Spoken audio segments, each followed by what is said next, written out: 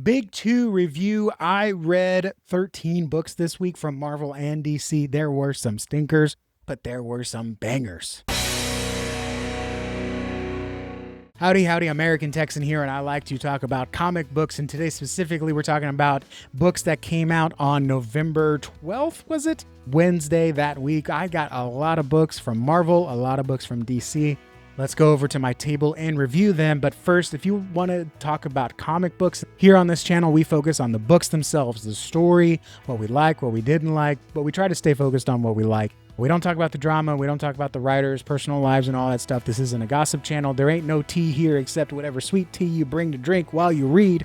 And if you want to see more videos like that, please subscribe. I try to do a Big Two review every week as well as an indie review. Let's go into Big Two review. We've got some good stuff, some good Spider-Man, some bad Spider-Man, some good Batman, some bad Batman. Let's go over to the table and let's talk some comics from the Big Two.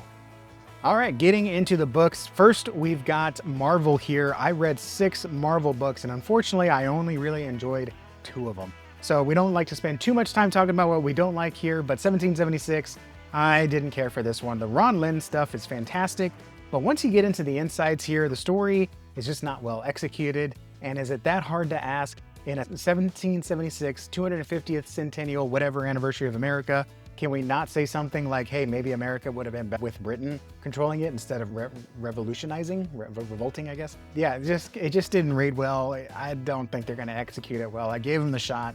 I don't even know if I'll keep it for the Steve Rude cover. I love the Steve Rude cover. I'm not sure if it says dated 1997. I'm not sure if it's something that was in the vault or something they licensed. I don't know. Just, it was whatever. Same thing with Spider-Man Noir. Man, I enjoyed issue 1 and I love the first half of this. Look at this art, look at this spread here, look at this action. This is fantastic. But then everything just stops so we can go to a Nazi rally, which I don't know. I don't, even back in World War II days or before World War II, I don't think Americans were stopping for a Nazi rally. This kind of really took me out of it, and they make it obviously sound modern day, even though that's not really my understanding of what Americans did back then. I don't know. It just took me out of it. Everything stopped. It was hard to read. That's all it is. I'm getting tired of this, and I don't know. They should have gone a different way. Same thing with Fantastic Four. Last one I didn't really care about. Look at this art here. We can zoom in. Not really caring much for Ramos's art here. All the women's faces look like this, and the story's good. Ryan North is writing a good story. I'll be in it. But this one is just some kind of heist. It's a Sue Storm book, and it's not bad that it exists. It's just not for me. Look at this. I don't know. I just don't like the way he draws the women.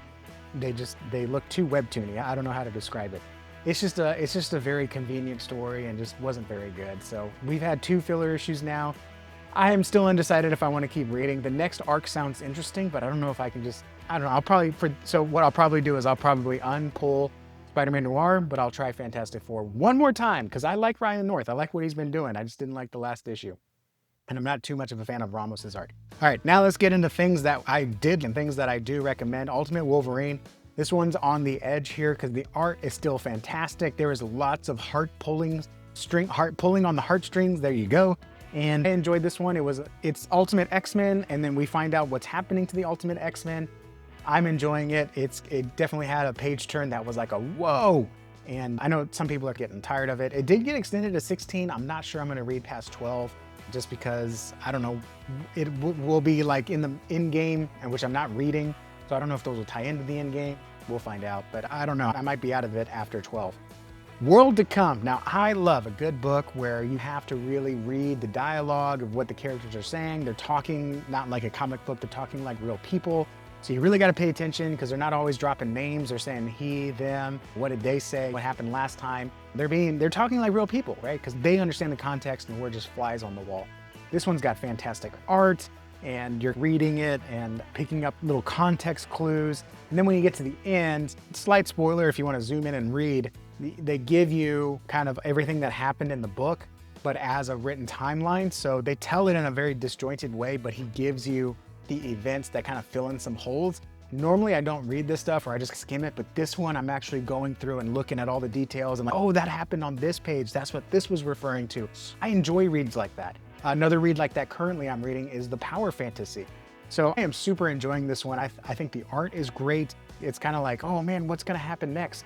and the action's fantastic as well. All the things, there's some good onomatopoeia there, Sully would like. So I'm just super enjoying this one. I really like it. It's a good challenge read in a great way. And again, we've got another, I don't like opening it too much, but we got another wraparound here that looks fantastic as well. My Marvel pick of the week though is definitely Spider-Man and Wolverine. This was an absolute blast. I think I gave it 5 stars. The art is great, and they interrupt you by making you read the comic book upwards, up and downwards. But man, look at this. We get an introduction to a new villain. He's a combination of Wolverine and Spider-Man. I absolutely love this villain. This guy is a menace. This guy is threatening. He looks scary, and he is absolutely just cool. Just cool, right? There's just no other way to describe it. And so we get some fantastic art here, some great action. This is just a pure comic joy. Definitely recommend Spider-Man and Wolverine. I read a lot of books, guys, so thank you for hanging tight. Let's get into DC. I try to get these out on Fridays, but we had so many books to read. I've read 7 DC books this week, and some really good ones, and some that I didn't think were bad. They weren't as bad as the Marvel books, but they could have been better. First is Batman Hush, or Hatoosh, issue 162. I'm still enjoying the art. Now, I didn't read a lot of Jim Lee. I didn't grow up on Jim Lee. I think this is great. Sure, it's not as good as the first Hush, but I'm still really enjoying this one. However, the story does suffer from, like, why are they continuing to argue? It seems like they're arguing for argument's sake. The action's pretty cool. We got Damian wrapping up Batman and pulling Batman out, and I love this next panel here. Let me show you. This might be my panel of the week. We get Damian on the motorbike. I love this right here. But it seems like everything is decompressed. I know that's a word. I don't know if I'll be using that correctly.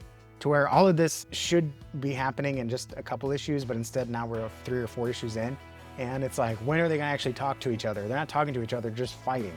And they're supposed to be a Bat family. I'm not sure about this one. I'm reading it, I'm enjoying it. I still am enjoying it, but it's definitely not the best Batman out there. Green Lantern Corps is on my iffy list now though. Jeremy Adams is off of it, so it seems like they're gonna be doing their own thing. And so we've got stories of the other Green Lanterns. I barely have an idea of what's going on. I don't like Guys Look in this one. And it seems like they're gonna go tell their own thing. And we're getting some of that dialogue I didn't really care for when this started up a few months ago. It seems like some of this is gonna be Hampton's writing. And it's not bad writing, it's just, I don't know, some of it just seems a little forced or a little like telling the reader the context instead of actually letting us like discover it. I'm not a huge fan of John's new suit, but it does work. And then we get some pretty good action here. So I do like the little, it's almost like a Strange Academy going on. We've got like Young Avengers or Young Lanterns here. That's like an interesting concept. I'd be interested to learn more about them. But we got some training. And then we find out a little bit of a bad guy here. Not sure what's going on with him. So I'm not out, but it is a little more iffy just because of the writer change. Now, this one was interesting. Superman Kryptonite Spectrum. This is book number 4. And this one, I don't know if I'm just used to the silliness of it. If this one can get away with being silly because he's in the Nth dimension or the 5th dimension. But we get a Clark in the 5th dimension and Batman has to go in and rescue him. It's silly, it's ridiculous, but it actually works in this issue. So this was enjoyable. I think we've got one more left. It seems like they're setting up one more left. Not much to say about this one. You're either gonna like it or you're not gonna like it. I liked the first issue. I didn't like the 2nd and 3rd issue. I like this issue. It's very silly, and this one has a lot of, not Easter eggs, but it has funny things to read. It's almost if you read Mo Willem to your kids, which by the way, definitely highly recommend Mo Willem. You take a break and it's not meta, but it breaks the mold, so to speak. So I really like Superman Kryptonite Spectrum. All right, moving on. Now we're getting to the books that I actually super enjoyed. We've got Aquaman, DCKO tie-in. Now, if you are reading DCKO and you pull this for a tie-in, you will be disappointed. I don't fault anyone that didn't like this book because they're expecting a DCKO tie-in, and instead they got an Aquaman story that they literally, the only tie-in is they just tell you when it takes place in relation to DCKO. Totally understand if people didn't like this. That is the fault of DC, and once again, editorial or marketing just dropping the ball there. But if you are reading Aquaman, and you've been reading Aquaman, this is actually an enjoyable issue because they continue the story of Aquaman. And they just put it in context of DCKO. And basically they follow some parademons that are here because of DCKO. That's basically the tie-in. This takes place before the big fight starts. And we've got basically the Aqua team, who they're calling Justice League Blue, saving a bunch of cruise ship goers from parademons. The action is a lot of fun. The art is great. I love Titanus. He's still like big dumb fun. This is how women should look in comics right here. They look fantastic. And there were some other great shots here at the beginning. Let's see if I can find it real quick. Was it on the first page? Yeah, just like you've got Mira there with her kids. I think this looks fantastic. That's what I like to see my superheroes look like. So yeah, anyways, art is fantastic and the action's great. It was a lot of fun, but yeah, it was a filler issue. They just told it in the context of DCKO. And again, it's got low reviews, and unfortunately that is what it is, but I super enjoyed Aquaman. Great reading. Action comics going on here from Mark Waid. More adventures of young Clark Kent. This is him learning that he can't just catch a plane, right? There's physics. He tries to catch the plane, but his hands are breaking through the hole, and he's trying to slow it down with his freeze breath, and it's not really working, so he has to try to figure out how to land the plane. Really enjoyed that. And then we get more Smallville antics here as he's trying to figure out how to blend in. General Lane comes and tries to make a bargain with Superman, or Superboy, or tries to get Superboy, and Superboy actually makes the bargain with General Lane. So I am super enjoying this. We've got a great, it's coming of age, it's finding who you are and who you should be in the context of just not just you, but of other people. I really enjoyed it. It's really great reading. I don't want to talk too much about it. And yeah, there is a moment here, as you can tell from the cover, he does make a mistake, or he saves someone, but he doesn't do it in the most perceptive way, I think. And so people think he's trying to hurt someone instead of save them. It's not quite the Invincibles like it sounds, but that's an interesting learning moment for Clark. And fantastic. I love this little Superboy arc that we're going on. Another great read is this. No, this isn't my read DC pick of the week, but Batman and Robin, we get more Bat Dad. This time they're fighting the Quiet Man, and they're figuring out why is the Quiet Man coming back.